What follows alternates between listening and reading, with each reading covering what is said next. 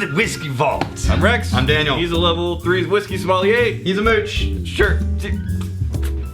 You know by now. Okay. I know. This is High West whiskey. Rendezvous. Well, I know. This is a really well-known whiskey. We've used it in some things. Well, they gave you a full bottle and I already had an open bottle. Well, no, how does this bottle get this empty with us never even having reviewed it? I don't know. Well, for one, it's a really good whiskey. So. I'm not convinced we haven't reviewed it. No, we've had it as a part of, like, let's check and see what Rendezvous Rye tastes like compared to this, but we've never featured Rendezvous Rye as the primary whiskey. I even generically Googled just to make sure it wasn't... Okay, you came at it from different angles. I did. Different angles. I did. Okay. We've done a lot of High West. We've done like 4 different we High love Wests. High West. But we've not done Rendezvous Rye. Now, this is a gift from Paul Edward and Crystal Mier. Paul Edward and Crystal Mier, you magnificent bastard. Fight. Now, I got your full bottle, guys. It's downstairs, safe. Yeah. Rendezvous Rye, this is when they were sourcing rye whiskeys. Yeah. And they were mixing together... It's aromatic. Oh, it's so beautiful. aromatic, yeah.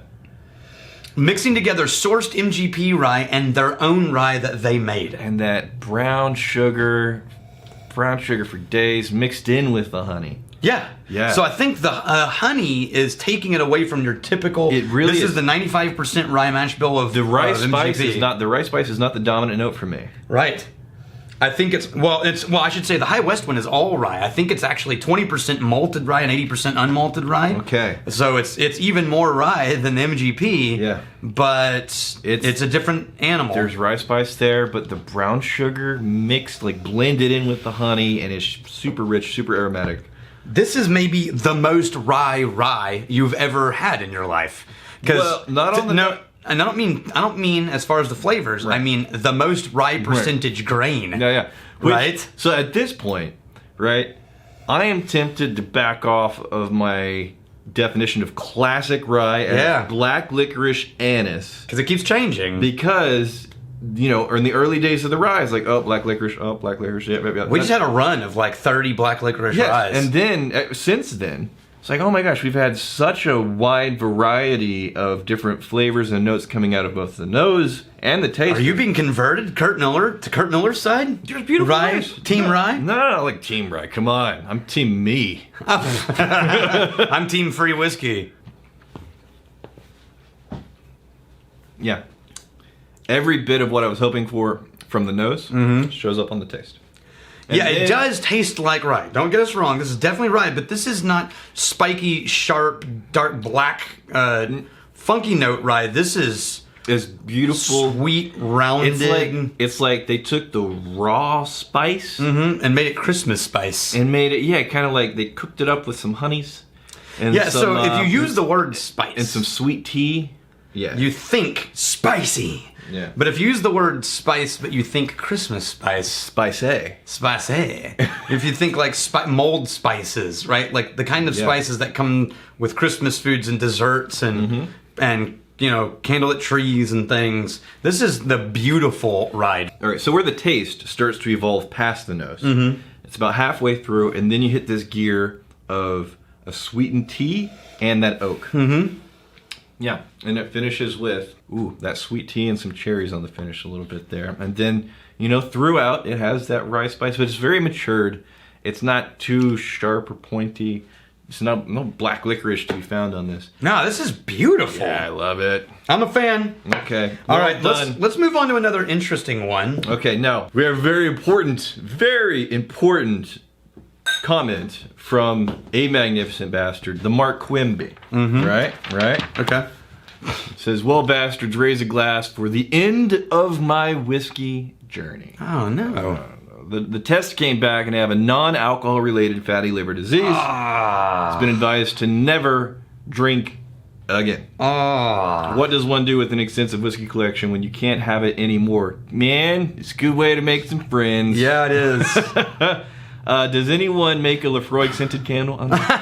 Someone should do that. Rex, this is probably my last chance to get a comment read. Do a toast for me. Okay. Dude, Mark freaking Quimby, magnificent bastard. Forever a magnificent bastard. Yes, you know you're not out of the tribe. Just know you can no longer partake. There's tons of people who watch the shows, enjoy the content, hang out in the community, who don't even drink whiskey. Yeah. We would like to count you among them. once and for all, a magnificent bastard. Mark Quimby, this one's for you. Cheers. I'll tell you, man, to honestly answer your question, if I got to the point where I couldn't drink whiskey and I had all the whiskey at my house, Yeah.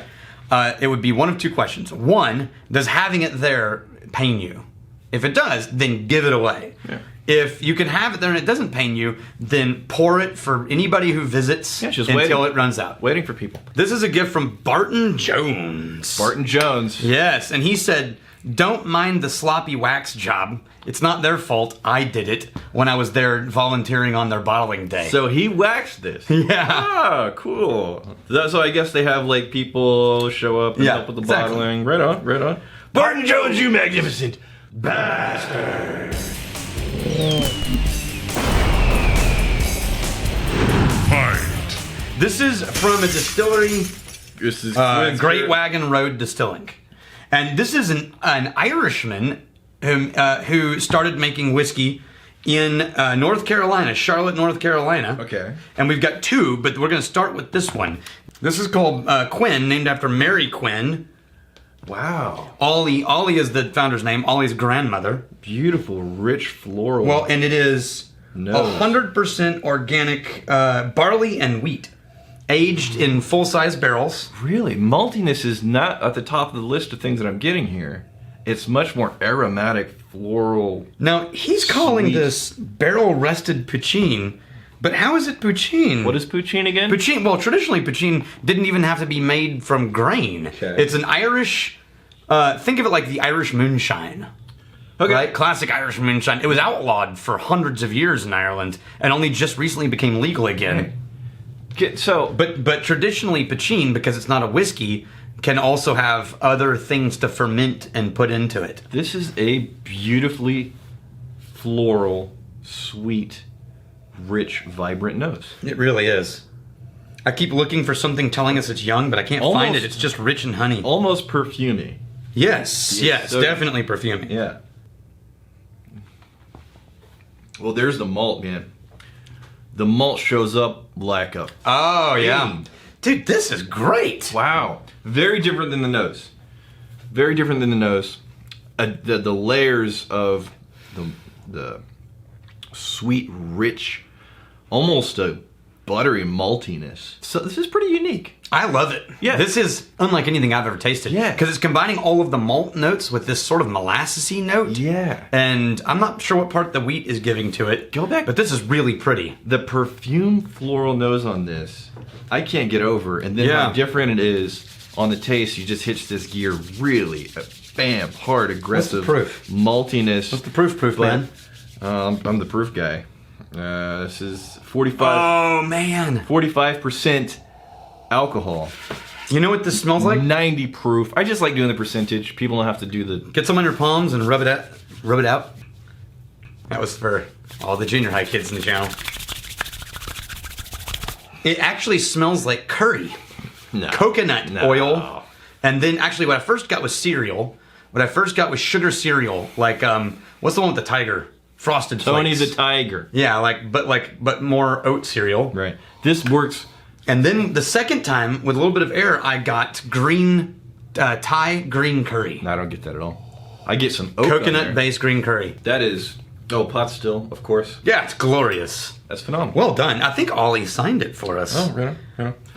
All right, we got a little Regina Finnan. So relieved to hear ye say that there's a lot of the same smells in whiskeys. Oh, yeah. Yeah, because she's saying, I've tried a whole bunch of them, and every time I'm just like, I keep smelling the same things. Yeah. She's saying, I'm so glad to hear somebody else say that. Oh, absolutely. Maybe it was just me. So here's the thing. We're going through whiskeys and we're giving, our impressions, observations, the notes that we're getting.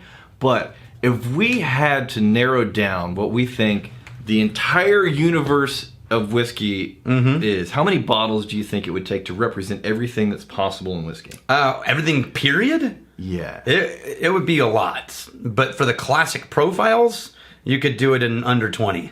Or 20 and under. So classic For profiles. classic profiles, 20 and under. Because we've had some outlier, weird, exotic things that are whiskey that are unlike anything else. So including unicorns. Because I agree with you, 20 or less, you can cover all the classic traditional basics. Yeah, but the unicorns, that's a whole other ball game. I'm thinking, I don't know, upwards of 50 maybe. I think it could crawl in on 100 plus. Really? Yeah, because, I mean, think. You've got things like the triple smoke. You've got the weird variances. I mean, there's just too many. There's too many things.